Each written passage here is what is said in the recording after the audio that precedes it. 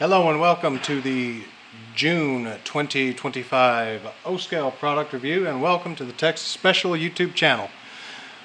Before you see a gorgeous MTH Premier F3 ABA diesel set decorated in Southern Pacific's prolific daylight scheme. Now, unfortunately, this is not a DCS equipped engine. This is a conventional engine with, yes, Proto Sound 1. I threw a new battery in this thing, so I mean, we'll see what happens. We'll dive into it. So if nothing else, this is a gorgeous display piece. I'm hoping that it is more than that. To start off with, looking at the side of the powered A unit, this is the lead unit. You have the separately applied grab irons here on the cab, which that one's a little loose, turns out. Alright, not a big deal. You have metal trucks with a decent amount of detailing. This is a Premier model. This door here opens, as does this one here. You have the prototypically correct two little ports here with window glazing. You have these magnificent see-through, separately applied see-through grills here. Separately applied grab irons all the way throughout. Now these stirrup steps are part of the frame. Actually, these right here are part of the trucks. This one is part of the frame. And of course, as with most O-gauge locomotives, the pilot is attached to the truck, so the pilot swivels to get around tighter curvature. This model is rated for 031 curves. Today we're going to be running it on the TexLa O-gauge railroad, so that's 072 curves. So that's way more than this thing is equipped to handle. But you can run this thing on, like I said, as tight as 031 curves. If you find one, if you're thinking about getting one and you got a small railroad, you ain't stuck out.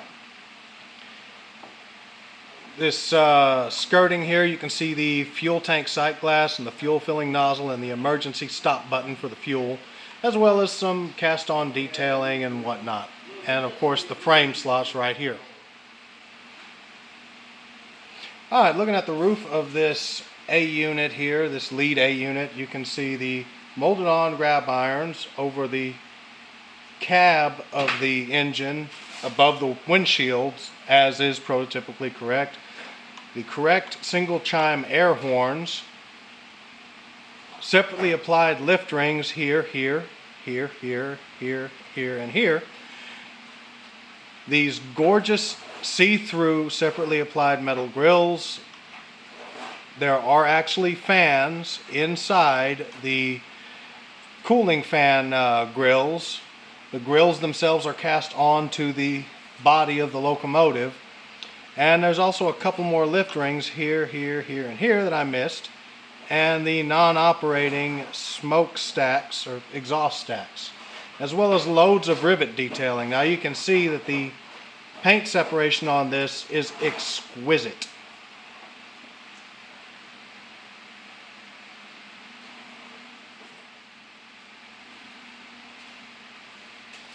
Looking at the business end of this beast, you'll see operating classification lights here, or marker lights rather.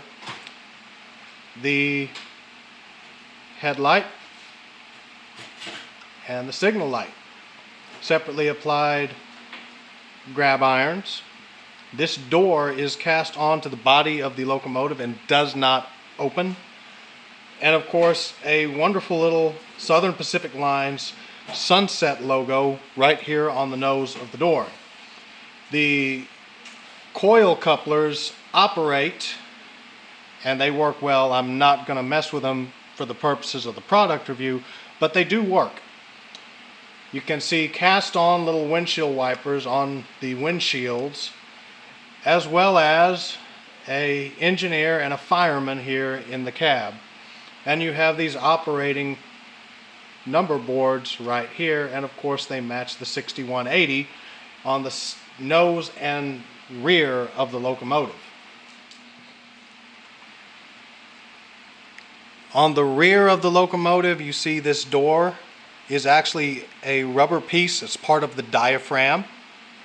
You have a non-operating solid metal coupler. This plug, the male end of the plug, plugs into a female end on either the unpowered B unit, or if you omit the B unit, directly into the A unit. You can see these little ribs, little lights here that are cast on, as well as the 6180 on either side here. The little MU hose connections on either side, as well as a slot for the big air. And that is pretty much it.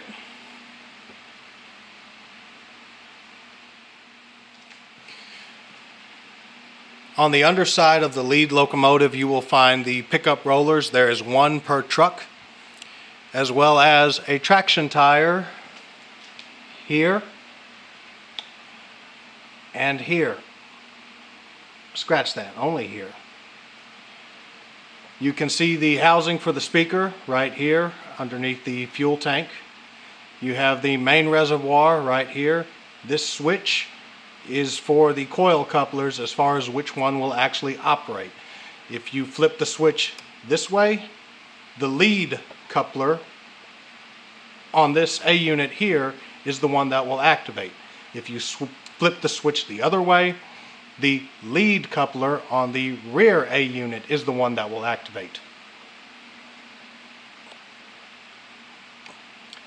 Also, right back here, right underneath this wheel, or above the wheel rather, is the screw that controls the manual volume control for this locomotive. Now I have the volume set at about 50%, plus or minus.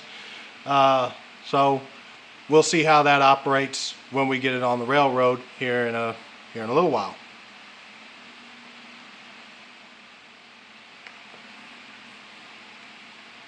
Here we are looking at the unpowered B unit for this locomotive set, and you can see it has most of the same features as the A units. However, 3 portholes rather than 2.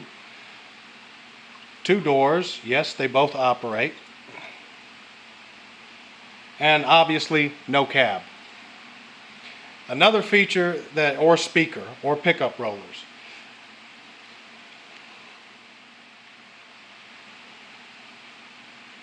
So here on the roof of the B unit, you'll find pretty much the only thing that differentiates this from the A units, aside from the lack of motors and a cab, is this right here. This little stack.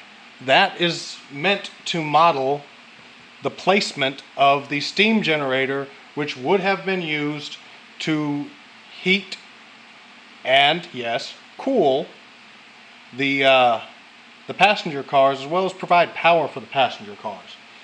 Other than that, it's all the same. Same lift rings, plus these 4 here over this hatch. Same grills, same everything.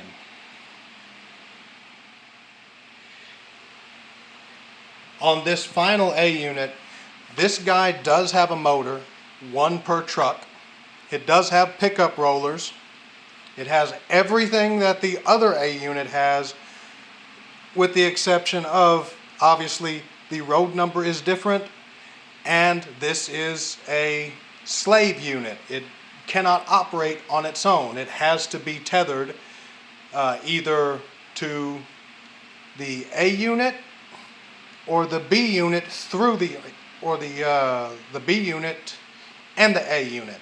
You cannot run this guy independently. Other than that, this guy is exactly the same. It has almost all the same features.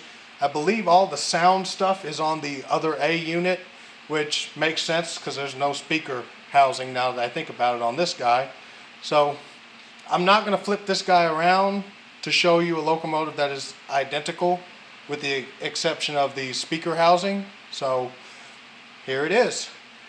We're going to throw this guy on the track and see what it does. Now, over the next couple of months, I have a couple of daylight cars that I'm going to be reviewing, which is why I'm reviewing this guy right now. So over the next couple of months, we'll be adding a few daylight cars to my passenger consist for the daylight.